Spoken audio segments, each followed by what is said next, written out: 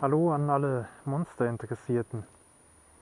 Ich wollte euch heute mal einen Walkaround geben, um mein kleines Maschinchen. Es ist eine Ducati Monster 796, Baujahr 2011. Ja, und ein bisschen was ist auch schon dran verändert.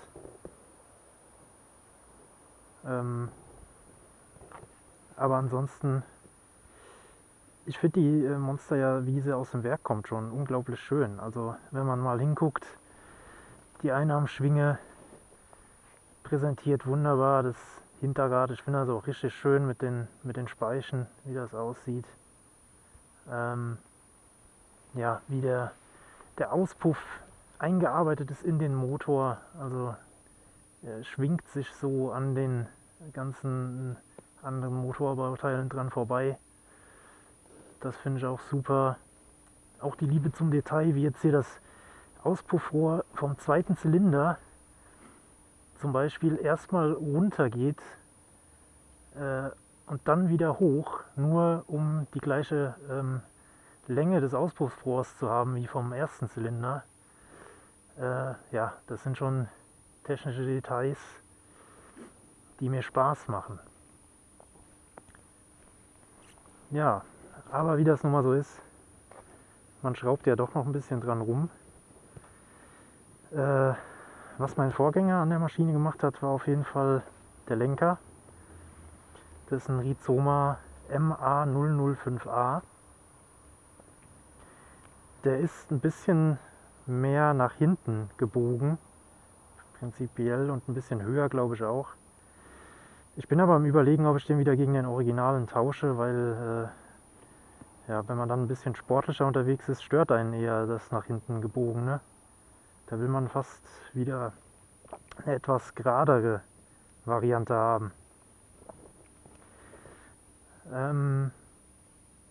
Ja, direkt danach kam eigentlich das Windschild,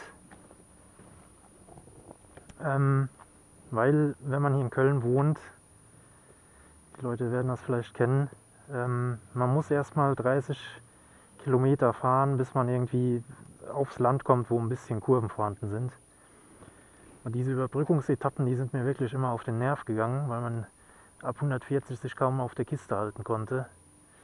Mittlerweile ja, habe ich mich wahrscheinlich auch besser dran gewöhnt, aber das Schild hat mir auf jeden Fall geholfen, da auch mal Geschwindigkeiten, ich sag mal 150, 160 gehen, aufrecht sitzend auch noch halbwegs jedenfalls. Ja, das ist ein Schild von Puig. Die genaue Bezeichnung weiß ich jetzt gar nicht mehr auswendig. Hier steht VS3. Ich kann es aber auch in die Kommentare oder in die Beschreibung reinschreiben, was das genau für eins ist. Ja, was der Vorgänger auch gemacht hat, war der kurze Kennzeichenhalter von Ducati. Muss ich jetzt leider abdecken. Aber ja, ich denke mal, im Internet sieht man das auch. Sieht viel, viel besser aus als der Originale. Ja, sieht so richtig schön sportlich aus. Danach habe ich dann die Blinker umgerüstet. Das sind jetzt welche von Rizoma. Auch da weiß ich jetzt nicht auswendig genau, wie sie heißen. Schreibe ich auch in die Beschreibung. Ich finde, die sind der Monster am besten passend irgendwie. Also sehen fast aus wie Original. Das mag ich halt, wenn das irgendwie ein Tuning ist, was aussieht wie Original und nicht so sehr auffällt. Da finde ich, passt das am besten. Auch von hinten sehr schön. Genau. Ja, was wurde sonst noch geändert? Mal schauen, mal schauen. Ja, was natürlich ins Auge fällt, ist der Auspuff. Der ist auch relativ neu, erst ein paar Tage drauf. Das ist ein Leo Vinci LV1 Evo 2. Ist ein Slip-On mit, ja, zumindest mit E-Nummer, aber ohne Cut. Normalerweise müsste da natürlich ein Cut rein. Bin auch schon mich am Bemühen, den Nachrüst-Cut zu besorgen.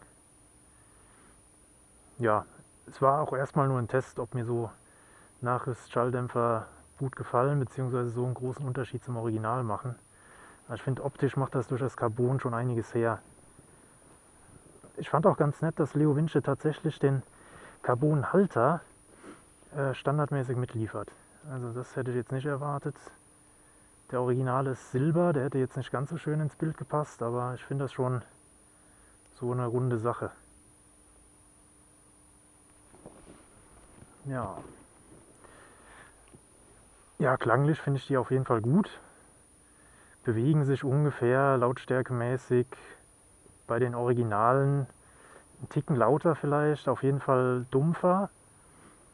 Wenn man die ITA rausholt, dann geht aber wirklich die Welt unter. Also das ist mir schon zu laut, um damit tagtäglich zu fahren. Da muss ich mir noch was überlegen. Ja, bis jetzt bin ich aber zufrieden damit. Auf jeden Fall besser als 1500 Euro für Terminionis. Naja. Ja, was kann man sonst noch zur Maschine sagen? Ansonsten, ja, Ducati Monster. Von der anderen Seite sieht man ein bisschen besser die typische Einarmschwinge. Hey, nicht gut geputzt gestern. Was natürlich auch ein sehr schönes Detail ist, wie die Kette durch die Einarmschwinge durchläuft. Ich glaube, da war Ducati auch technischer Vorreiter, wenn ich da richtig informiert bin. Ja, Einarmschwingen finde ich sowieso super, weil man von der anderen Seite das Rad so wunderbar sieht. Und so Bauteile wie die Scheibenbremse und hier so hässliche Kettenräder liegen dann alle auf der anderen Seite. Genau. Tja. Sonst, ja, das Modell hat ABS natürlich, vorne, hinten. Der klassische Ducati V2 90 Grad Twin. Mit desmodromischer Ventilsteuerung natürlich bei Ducati. Ja. Ja, für mich macht das was her. Also dieses fast schon treckermäßige Fahren auf einer relativ sportlichen Maschine, das hat mein Herz damals gewonnen, als ich vor der Entscheidung stand, mir ein Motorrad zu kaufen. Ja, ich finde das schön. Ich kann mal zeigen, wie man die Sitzbank quasi entfernt. Hier unten gibt es dann das Schloss. So ist das zumindest bei dem kurzen Heck. Also wo die Schlossgeschichte positioniert ist, kommt auch drauf an, welches Heck man dran hat. Hier ist es jetzt einfach so. Schlüssel rein, drehen und schon kann man die Sitzbank abheben. Das ist übrigens keine Mono-Sitzbank, sondern man kann hier die beiden Schrauben rausdrehen und dann hat man auch noch einen Soziusplatz, der gepolstert ist. Finde ich auch eine ganz schöne Lösung, weil so sieht es einfach sportlicher aus und wenn man dann doch mal jemand mitnimmt, hat man auch noch die Option. Ja, und unter der Sitzbank sieht es dann so aus, leider auch ein bisschen dreckig. Hier ist der Stellmotor für die Klappe. Also die Ducatis haben fast alle eine Klappe, die liegt hier dahinter und die steuert in gewissen Drehzahlen, die bei der Zulassung relevant sind für die Geräuschemissionsabnahme, fährt da eine Klappe einfach zu, damit das Vorbeirollgeräusch und so weiter leiser wird. Macht nachher eigentlich gar keinen Sinn mehr. Deshalb gibt es auch manche Sportauspuffanlagen, wie jetzt die Spark zum Beispiel oder die Terminioni, die deaktivieren die Klappe einfach. Da wird eine Teilkrümmeranlage mitgeliefert, die hier anfängt. Und ja, damit kann man es dann wieder ausbauen sozusagen. Dann kann auch der Motor raus. Stilllegung geht auch, indem man ein Anschlagblech hier in der Ansteuerung einbaut und dann die Züge aushängt zur Klappe. Standardmäßig ist sie offen. Aber ja, habe ich auch noch nicht gemacht. Habe habe auch noch keinen richtigen Bedarf drin gesehen.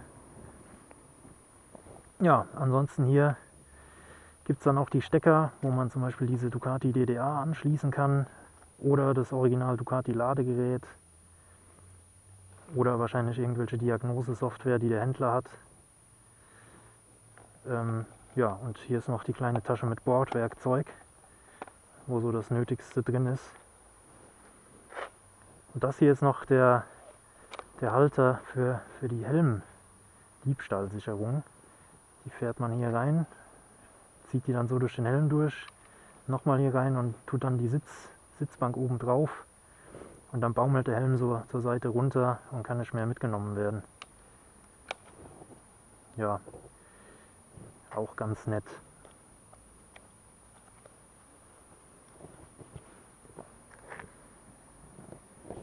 Ja, das war es eigentlich, was man so im Stehen zeigen kann. Dann wollen wir die Kiste mal anlassen.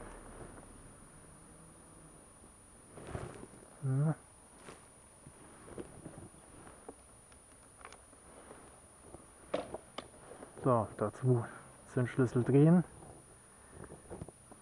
und Feuer.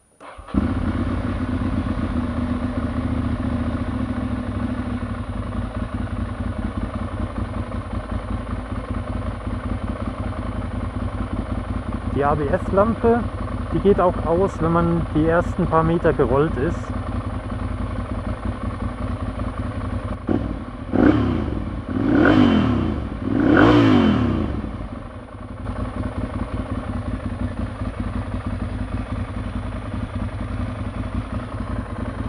Ja, ich finde, im Stand klingt das auch schon sehr, sehr gut. Sieht man auch hinten die Lampe mit LED-Technik, die finde ich auch sehr schön. Auch wenn man dann die Bremse betätigt. Dann geht unten noch eine kleine Viererreihe mit LEDs an. Ist auch sehr schön gemacht.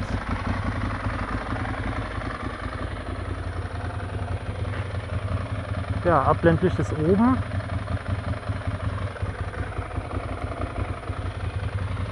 Fernlicht unten.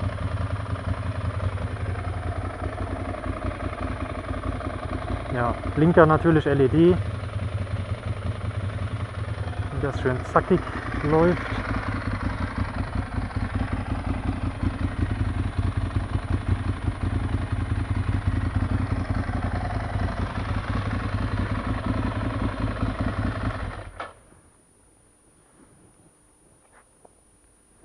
Ja, das war der Walkaround. Ich hoffe, ihr habt alle eure Fragen gelöst bekommen, die ihr hattet. Wenn nicht, schreibt was in den Kommentaren, dann kann ich da sicher weiterhelfen. Bis zum nächsten Mal.